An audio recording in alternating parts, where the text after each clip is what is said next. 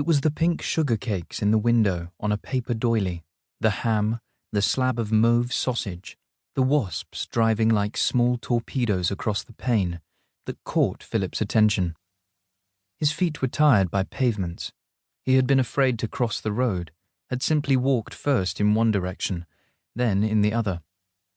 He was nearly home now. The square was at the end of the street. This was a shabby outpost of Pimlico, and he smudged the pane with his nose looking for sweets, and saw between the cakes and ham a different Baines. He hardly recognized the bulbous eyes, the bald forehead.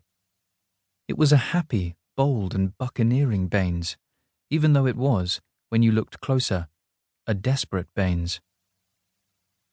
Philip had never seen the girl.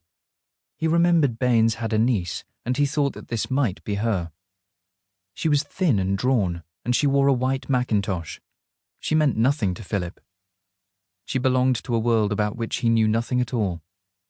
He couldn't make up stories about her, as he could make them up about withered Sir Hubert Reed, the permanent secretary. About Mrs. Wince Dudley, who came up once a year from Penn Stanley in Suffolk with a green umbrella and an enormous black handbag, as he could make them up about the upper servants in all the houses where he went to tea and games. She just didn't belong. He thought of mermaids and Undine. But she didn't belong there either, nor to the adventures of Emile, nor the Bastables. She sat there looking at an iced pink cake in the detachment and mystery of the completely disinherited, looking at the half-used pots of powder which Baines had set out on the marble-topped table between them. Baines was urging, hoping, entreating, commanding, and the girl looked at the tea and the china pots and cried. Baines passed his handkerchief across the table, but she wouldn't wipe her eyes.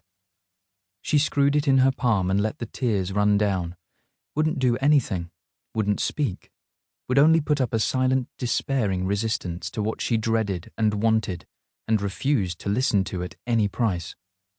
The two brains battled over the teacups, loving each other.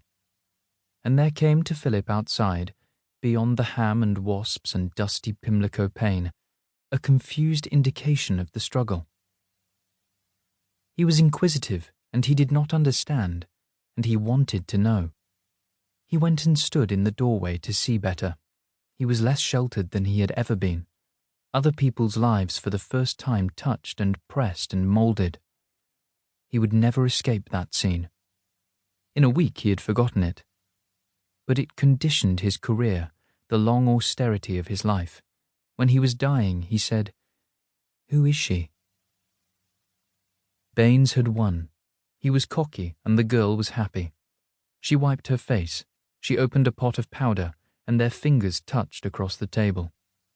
It occurred to Philip that it would be amusing to imitate Mrs. Baines' voice and call "Baines" to him from the door. It shriveled them. You couldn't describe it in any other way. It made them smaller. They weren't happy anymore, and they weren't bold. Baines was the first to recover and trace the voice, but that didn't make things as they were. The sawdust was spilled out of the afternoon. Nothing you did could mend it, and Philip was scared. I didn't mean—" He wanted to say that he loved Baines, that he had only wanted to laugh at Mrs. Baines. But he had discovered that you couldn't laugh at Mrs. Baines. She wasn't Sir Hubert Reed, who used steel nibs and carried a pen wiper in his pocket. She wasn't Mrs. Wince Dudley. She was darkness when the nightlight went out in a draught. She was the frozen blocks of earth he had seen one winter in a graveyard, when someone said, "They need an electric drill." She was the flowers gone bad and smelling in the little closet room at Penn Stanley. There was nothing to laugh about. You had to endure her when she was there, and forget about her quickly when she was away, suppress the thought of her, ram it down deep.